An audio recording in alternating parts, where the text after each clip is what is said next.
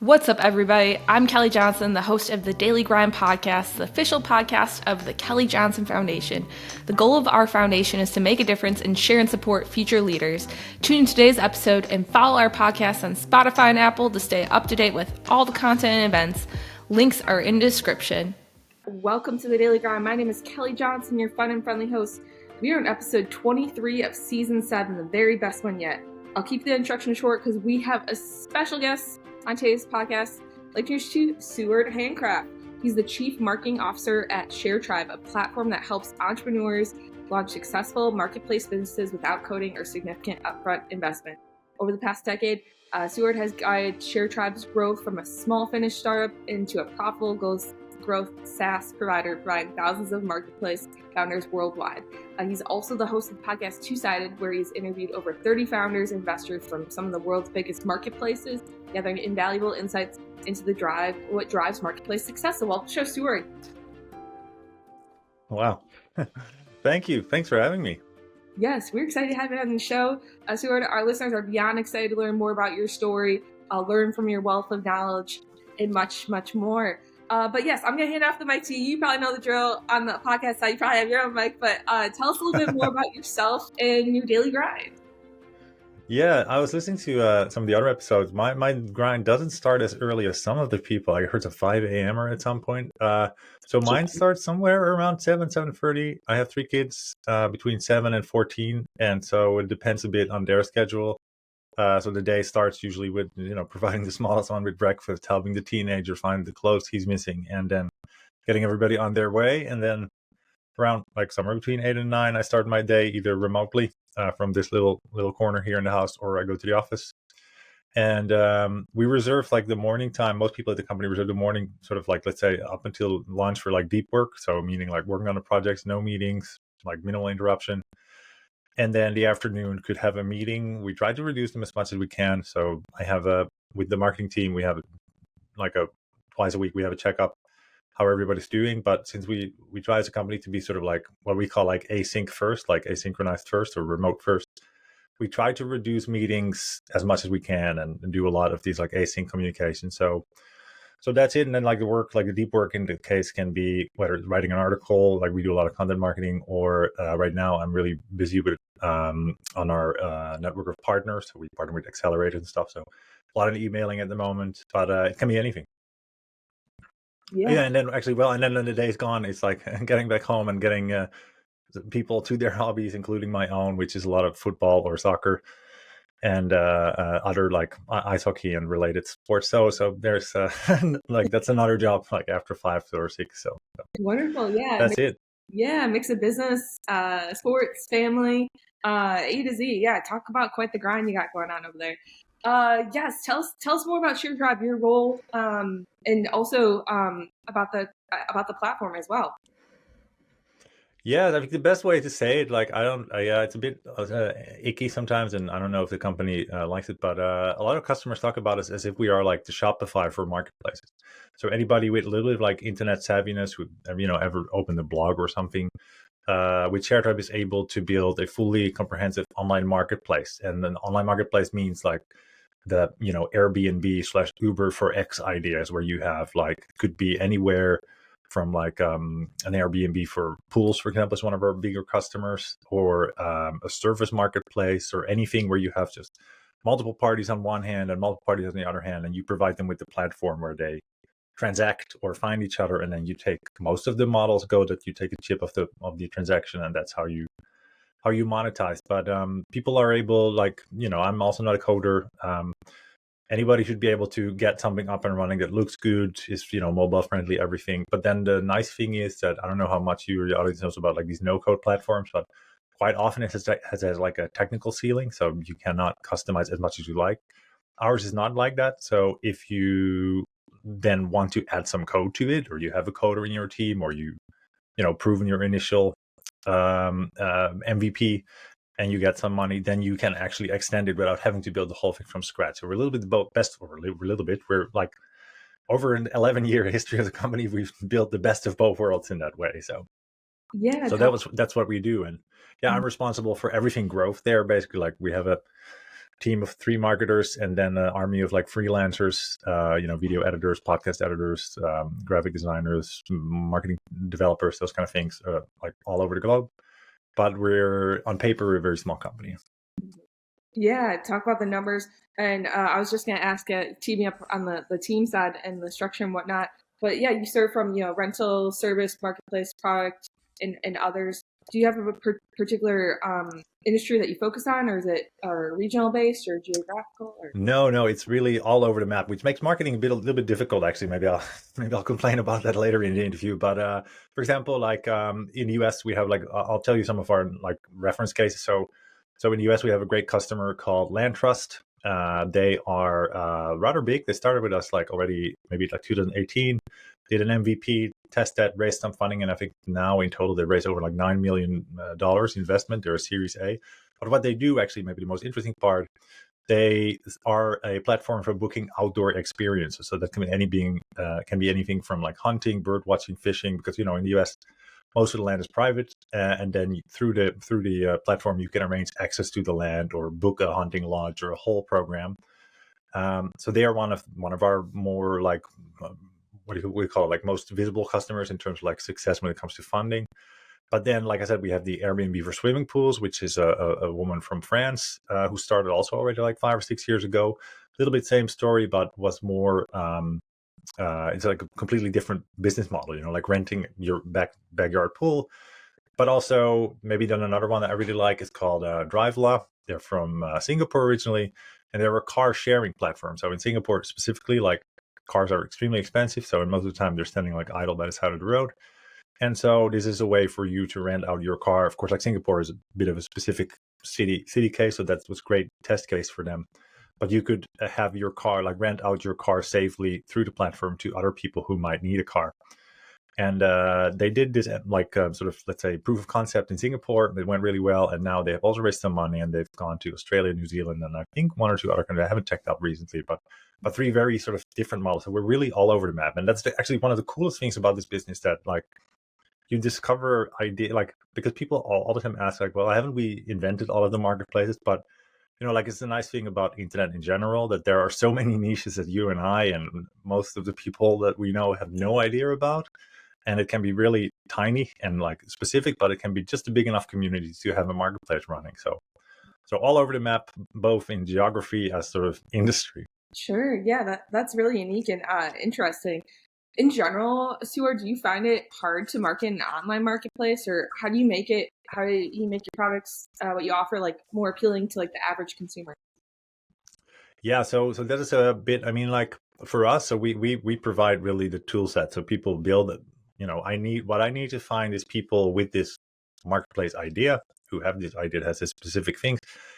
It's a new business, they haven't built it yet, and ideally they're not too technical, or they don't want to invest too much up front. And the unfortunate thing is that is not something that I can target on LinkedIn. Nobody puts like aspiring marketplace founder as their title or stuff like that. So it's very hard for us, or in a sort of traditional way that a lot of marketing views. Like if we would be some kind of complementary software, like a email marketing software or whatever, I would just find all the marketers on LinkedIn. Or if we're a software for, let's say, a hospitality industry, I would just get, I'd just take the yellow page and start calling people. So we really don't really know, like our customers are a little bit invisible. So that's quite hard. But then what we do is that we just try to be everywhere on the web and even in real life nowadays, where people like, how do you say it? Like exhibit behavior that indicates this, meaning like searching on the web, hanging out on Reddit in like startup platforms, joining accelerator companies, joining entrepreneurship societies. And so we have a lot of those partnerships, and we have a lot of content out there, YouTube, everywhere,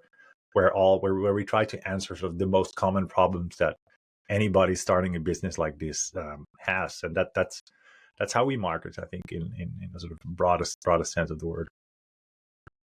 Yeah, you make a really good point too. Just in general, it's like, oh yeah, on LinkedIn, I'm not going to find someone in their title as a podcast guest. Yeah, no, exactly, yeah.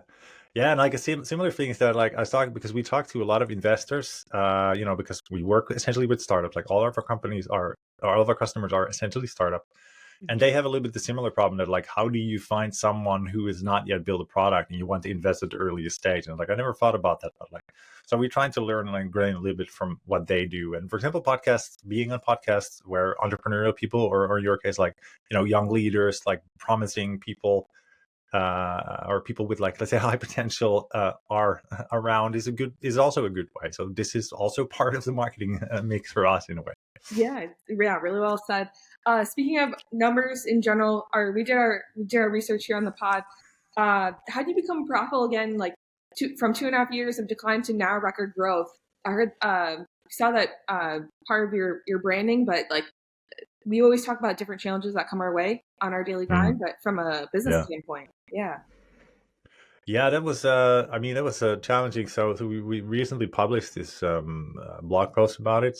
Maybe you can find it if you go to sharetribe.com/balanced. But we had a bit of a tough period because like Sharetribe is a rather old startup, like the world's slowest startup in a way, and we built the first product already in like 2011. So it started originally as a research project on a university. So the idea was to make campus more sustainable. So they built this like landing platform for the local university here, Helsinki Technical University. And after the project ended, the two, I'm not one of the founders, I'm one of the early employees, but the two founders were like, oh, this is like, we like this, like being an entrepreneur, like let's try to sell this platform. So they tried to sell it to universities, but that's not, that's super long sales cycle. It's not a great way to build a quick business. And so through, hanging out in what was called back in the day, like the sharing economy, like industry, they met a lot of these founders who had all of these type of ideas, like many of the ideas I just described, but they all ran into the same problem of not having the platform. And so, light bulb, like, hey, we have actually this tech. Can we make this sort of in a way that multiple people can use and just like sort of deploy their own version of this? So that's what we built in 2011, and it was a very sort of like almost like WordPressy, fully online, or maybe Squarespace is the better example, where like anybody can use it, put it online, it's up and running quickly. But it was really great, especially for that time. It was very sort of revolutionary. But after a couple of years, so we were growing really fast. It was great. We had some traditional venture capital investment, but then after a while, like the demands of the market, they start changing, and so there was lots of people who needed to customize things, which we just simply couldn't offer. And we saw that, as I said, like we worked with 99% of the startups, or like 99% of our customers are startups, and then another 99% number coming in there that 99% of startups probably don't make it over a year. So there's like a huge sort of natural churn of our customers. And then once you start, once people, like the people who were actually successful, they needed some custom features, which they then couldn't build with our platform also. So we sort of like lose the ones that failed and also lose the ones that succeed, which is not a super great way of running a business, especially in our case, we're like a subscription-based business, so that we need to keep them every month. Then we built this platform that was much more customizable, but it needed a lot more upfront investment. It was more like a coding, like it was like a marketplace backend as a service in a way.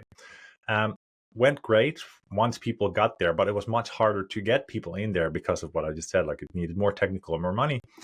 And so for a while we were having both of these products. So the simple, quick one, and then the more complex, but like more customizable one. And it really hurt our like growth in that way, because we just couldn't find, like, it was hard for people, first of all, to figure out which of the two do I need to choose for my case. It's like you cannot basically ask that from people to figure that out quickly. And then like we just had trouble growing with that. So then we sort of placed our bet, like, okay, we need to build an entirely new product, which is sort of the best of these both worlds. And that just took, unfortunately, a really long time. And then during that time, we were sort of struggling with this growth, changing, demands of the market. Our existing products got, like, especially the first one, got like slowly outdated. We were updating it and adding features, but the majority was still like already a 10-year-old code or something. And so we had, we bet the farm on this new product. It was taking longer, and so we had like you said, like we had 2.5 years of sort of decline, like static or to no growth, to decline. Like December 23 was looking really bad for us. And we were even thinking like, okay, maybe next year, for the first time ever, we might need to lay people off in this business. And then in 2024, January, we were able to launch the product. We got a product hunt, product of the second, like a product number 2 of the day, which is great for our growth. We were able to, of course, because we've generated this audience over the years, because we've been around for such a long time. So a lot of people are sort of waiting for something like this. And so basically since January last year, things have just been amazing. Honestly, like everything started to click. And we had like the biggest growth. Like we added like 650,000 euros in annual recurring revenue, which is like, the best year on record that we've had, and still going strong. So that was that was a bit of a ride, so to say. Yeah, talk about the journey, talk about the climb, the ups and downs, but we love hearing about the background of origin stories when it comes to Sharetribe, but also to how to navigate some of those challenges, conquer them, and then now, like you said, growth mindset. Yeah, growth mindset cap on here, and best is yet to come. Appreciate to have you on the show sharing the story here. We also want to talk about too the importance of core values, especially when it comes to Sharetribe. Do you think sharing your core values like on your website attracts customers, or even general like with the blog, like the story behind coming back for becoming profitable? Does that also add value? I think so. And not in a sort of individual sense, like not that one particular, the fact that we have our core values on the blog in itself won't do it, but it's really like a compound thing of how we have, let's say, behaved over a decade. And like you have to understand that unlike most SaaS people, unlike most SaaS services, we are not, like I said, a complementary service. Like people really build, like we are quite figuratively the backbone of their business. If we would go down, their business would go down, which is of course a massive consideration when you choose which vendor to choose. And so being a reliable partner is a really important reputation that we want to have. We want to show our reliability, and that being transparent is just by far the best way we found to do that. Being transparent and also being just like consistently honest. And so I think we can pull that even wider, like not just the fact that we have those core values. I think they're an illustration, but everybody can put them on. But like you said, like the fact that we share this story, which is not the greatest story,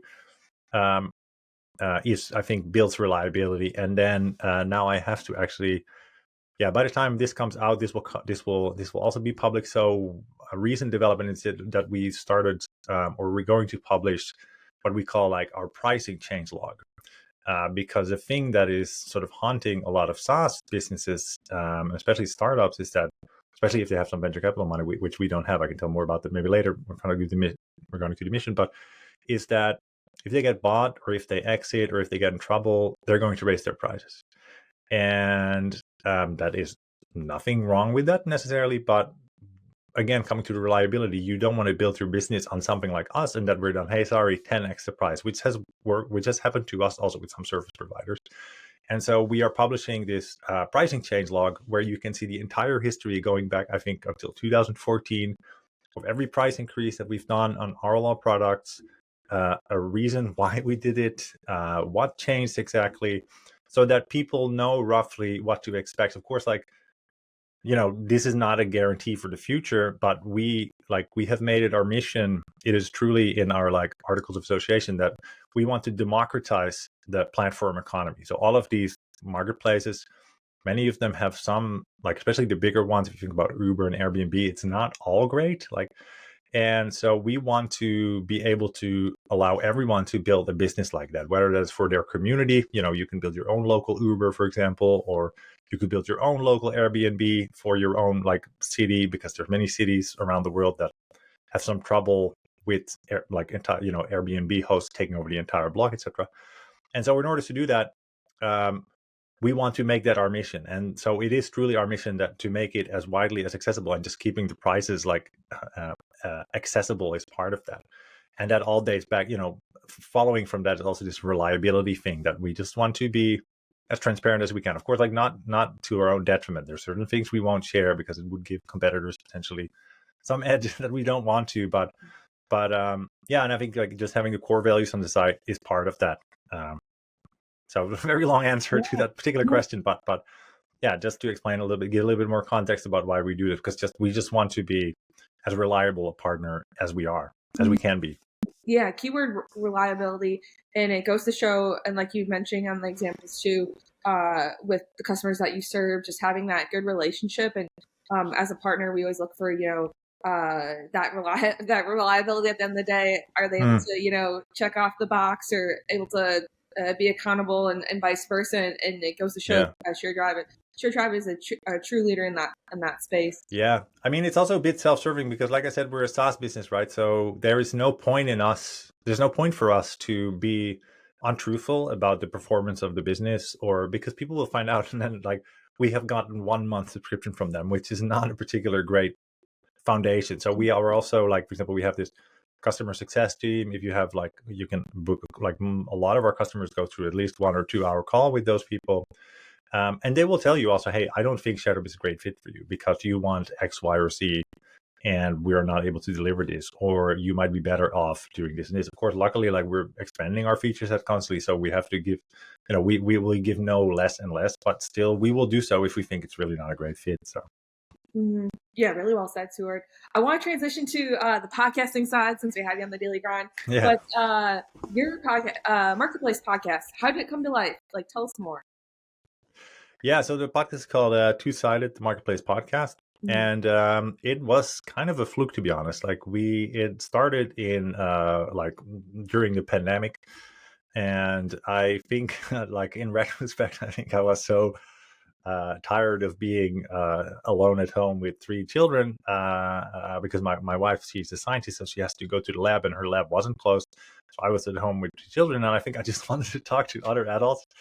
And we had been talking about this a lot already. So because building a marketplace business, so all of our customers, they built this marketplace business, and it's a bit of a special beast because you can have very different businesses on each side of the platform, right? Like, think again about Airbnb. Like, you have people wanting to book a trip on the one hand, and on the other hand, real estate owners. So with Uber, you have drivers on the one hand and passengers on the other side. So it is not like any other business. And there are a lot of mistakes that people make that we have seen our customers make. Like, we helped thousands of marketplaces launch. Like, we're now currently, like, I think we are a little bit over 1,200 marketplaces live, but we've helped like thousands more. And we do everything we can also with our content marketing. Like, we have the Marketplace Academy. We have loads of stuff out there, like I said earlier, where we try to get our advice, like what we have learned. And so, sort of a natural next step in that was like, hey, let's just talk to people who have built successful marketplaces and ask them, like, how was their early stage? Like, what were their first steps into this endeavor? And so it started from that. And I've done a little bit over 30 something interviews with that many. Like, we do it in seasons because it's a bit, well, as you know, it's a pretty work intensive thing, or at least it is for us. Yes. And so we do it in seasons. And I've been able to interview, for example, one of the founders from Kickstarter. I've been able to interview this person called Lenny Rositsky, who was very early at Airbnb. So for everybody in the audience, like, if you are into marketing or growth or product, I would definitely check out Lenny Rositsky. As well as this person called Casey Winters. He was one of the early people at Grubhub, later went to Pinterest, Patreon, and Eventbrite. So people who really know about building these, like, two-sided platforms. And I just ask them dumb questions, like, and they give great answers. And yeah, I've learned so much from those conversations. Of course, like, there's a lot that sort of comes back. Like, if I need to give, like, we've learned, like, a couple of sort of core lessons from there. And I think the first one, for example, is, like, start small. So there is this idea in marketplaces. So because you have these two groups on the platform that are very different, there is this thing in marketplace called liquidity, which means that the likelihood that the seller or renter or whatever, they will sell their thing, and the person looking to buy or rent something will find something, and that is sort of the lifeblood of your marketplace. Because, like, you can imagine, let's say, take a Grubhub as an example. If you are, I believe you're in Portland. Like, if you go there and you don't find a restaurant in Portland, but you find, 100 great restaurants in Chicago, well, that's really great, but not really helpful. And so you can, it's really tempting. And, a lot of founders, they're very, optimistic, like, we want to take on the world. And so you're used to thinking big and, like, thinking about the next thing. But actually, for a marketplace, you need to be as small as possible. So to stay with the Grubhub example, for example, if you do like a food service or like a food delivery marketplace, you need to probably just go first in one neighborhood, get all of the restaurants in one neighborhood on the platform, and then advertise it only to the people in that neighborhood. And then, you can learn like 80% about whether or not your business will work with those, whatever, 20, 50 customers you might drive, because they'll run into all the teething problems that you have with the new platform, or you find out they don't want to pay about these things. So that's really like one of the most important things. And that's what people have been telling me, like, oh, sorry, I shouldn't touch my mic like that. Have been telling me like again and again.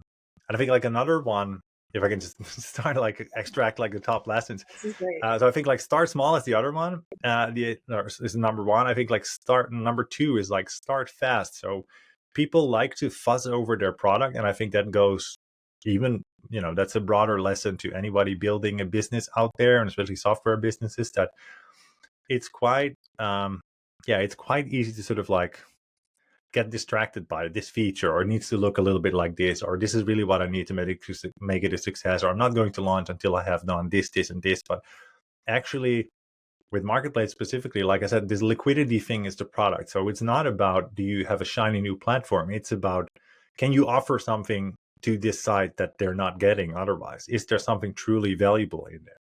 And I think really related to that, maybe a third lesson is like, get out of the building, or like talk to your users, because it's really scary, because it's really embarrassing. You whatever is the thing you have might put out, it could be much better or whatever, but you don't really know until you like actually start talking to your customers or potential customers, like, oh, is the value that I'm adding actually what I think I'm adding? Is that what they're getting, or are they getting something else out of this? And this goes, that also goes for our business. For example, like we say, we advertise it like, oh, it's so easy to get started, or it's fast to get started, but maybe they take it because they like the way it looks, or they like the price. You don't know. And like, if you don't talk to your users, you never really find out like if the way that you're perceived, or the thing that you think you're selling, is actually the thing that people are buying.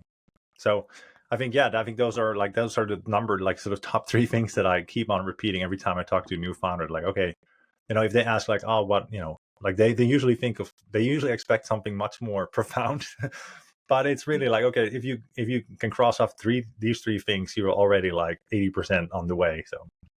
Yeah, this is great, Sjoerd. Yeah, start small, start fast, and then just get out of the building as a whole. Call to action for our daily grinders out there.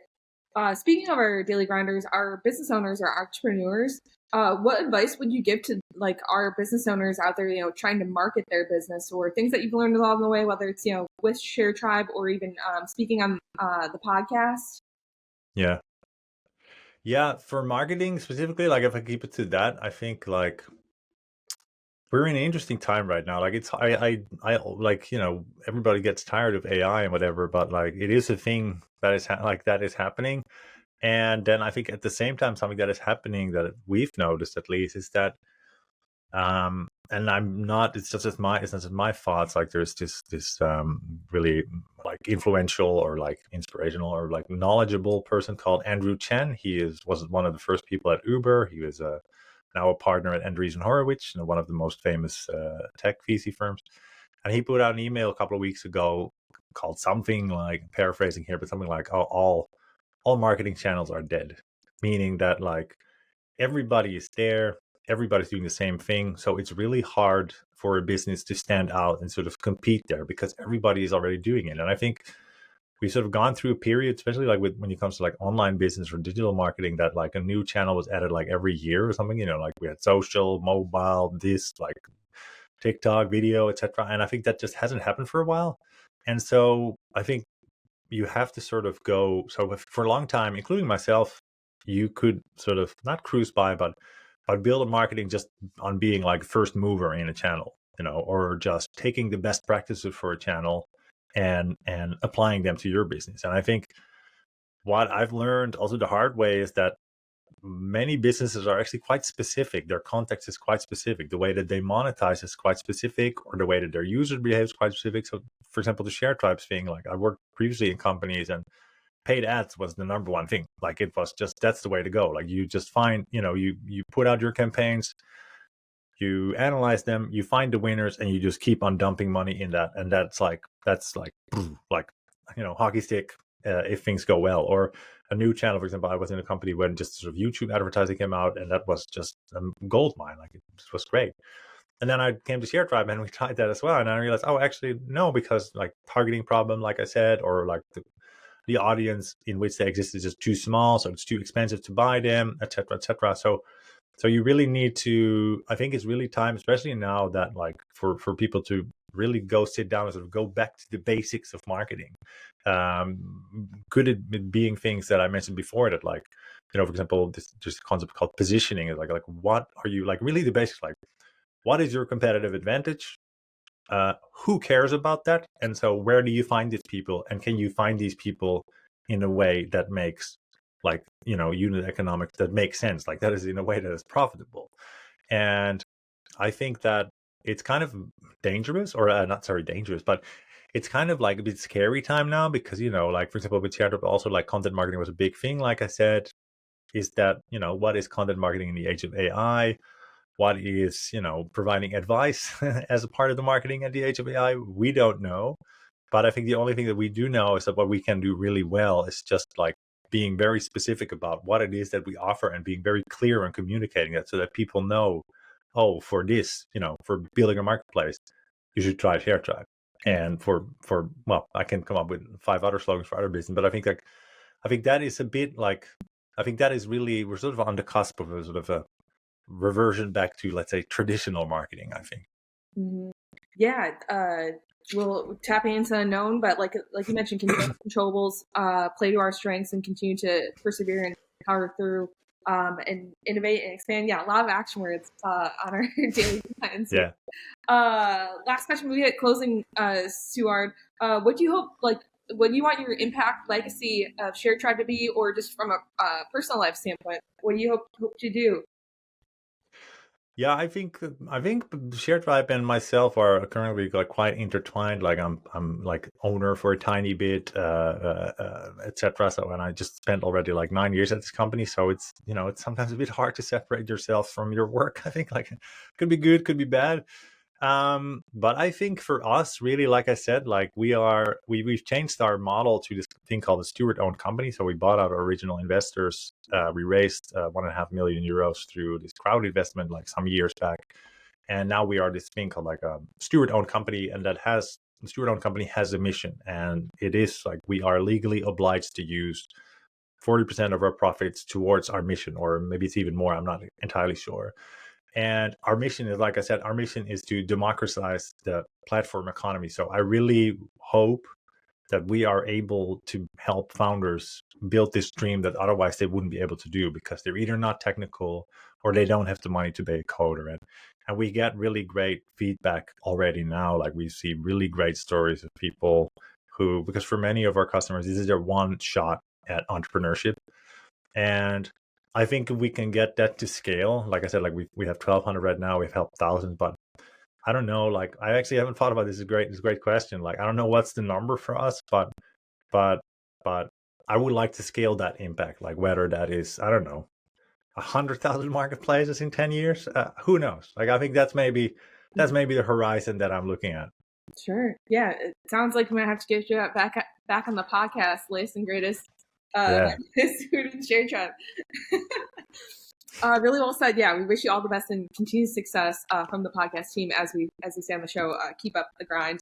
Sjoerd, yeah. In closing, we've talked about your daily schedule. You have quite the grind going on. Leading the charge, CMO of Sharetribe. What's on your daily grind later this year, if we look further into 2025? Yeah, to be honest, the biggest thing is probably figuring out this problem that I just pointed at. Like, how, like, what does our world look like with AI? Like, it's a bit boring because everybody's talking about this, but like nobody knows. And I think nobody truly, maybe this is sort of a hark back also to your original question, or like a question from a couple questions ago, is like, I think you can't slow roll on this one. Like, I think you can't sit this one out. Like, I think this is really, I might be wrong. Like, it might be wrong. This might all die and be a fad, but I don't think so. I've been in the internet business for quite a while, in tech business, and I think this is one of the ones where it does not pay to be cynical and thinking that like, oh, everybody can't do this yet. I don't think that's the right attitude to take right now. I know there's loads of things missing in AI. There's loads of things wrong with it. There's loads of things it cannot do. But I haven't seen a speed of development, so much enthusiasm, so much practical applications around this in like a long time around the technology. And so I think for us, it's trying to fit our existing strategy, our existing positioning, our existing value into that. Well, that's very fake. Like that's not really a grind, that's not really a thing I'm going to do. But or it's not a very descriptive task, but I think that's honestly it. And that will be many grinding tasks, like for example, trying out all these vibe coding tools, trying out how can we produce same quality content utilizing AI without it being like harble garble or like really unoriginal stuff. So I think that will be a lot of my grind for the rest of the year. Yeah. Well, we wish you all the best on that. I would say too, just to add on, I think at this point, just embracing the change, and Precisely. riding the roller coaster with the rest of the folks, but also, it's going to take some time, I think, for the efficiencies to come in. It's just a matter of when. We've seen it like podcasting and other business areas, and then in addition to yourself, like other entrepreneurs on the show here, just seeing how it affects them and how they're able to what their game plan is down the road. So we will see more to come. We will see. Yeah. Mm-hmm. Sjoerd, story very inspiring on today's show. Do you have a word of the day to motivate our listeners out there, or even a quote, saying, mantra? I like the quote, or it's a book actually, but it's about it's called Thinking in Bets. So in business, you never have complete information, and so essentially you're making bets. And so for every decision you make, you should sort of think in your head, would I put my money on this or not? And really outline what are the things you're not sure about. And I think that improves your decision-making process a lot. We have started to do this internally, me and the CEO. Whenever we have a difficult discussion or a difficult decision, we really go like, okay, if we would need to put like $1,000 more money on this, which one would we pick? And yeah, that's my mantra. Yeah, I like it. Great mindset. Words of wisdom here. I think they fit perfectly with your story, what encompasses what you do throughout the world, inspiring us on today's show, but really helping support customers, consumers really grow in their respective industries. Last but not least, Sjoerd, if listeners have questions, comments, want to get in touch with you, want to learn more about Sharetribe, how can they do so? Yeah, to find Sharetribe, go to sharetribe.com. So that's ShareTribe.com. I won't say my name because it's kind of hard to spell, but it will be in the description. So you can find me on LinkedIn, probably really good, or email me at sjoerd@sharetribe.com. And if you have any questions about marketplaces, or you have an idea that you want to want me to shoot at, please be in touch. I love helping founders. That's all we do here. So anytime. Wonderful. Yeah, we'll put where to find Sjoerd, where to find Sharetribe in today's show notes, as always. Thanks again for tuning today's episode. A big thank you to Sjoerd for being on the podcast. Thanks again for tuning to today's episode. In the meantime, be sure to follow us on Instagram, X, and Facebook at Daily Grind Pod, and follow our podcast on Spotify and Apple to stay up to date with all of our content and events. Links are in the description. Also, check out our new YouTube channel for exclusive content, including video interviews and highlights from our nonprofit events. Search for Daily Grind Podcast or just follow the link in the description. Lastly, head over to our website, www.kjfwi.org, to shop our merch. Thanks for supporting the grind, and we'll catch you next time. As always, keep grinding.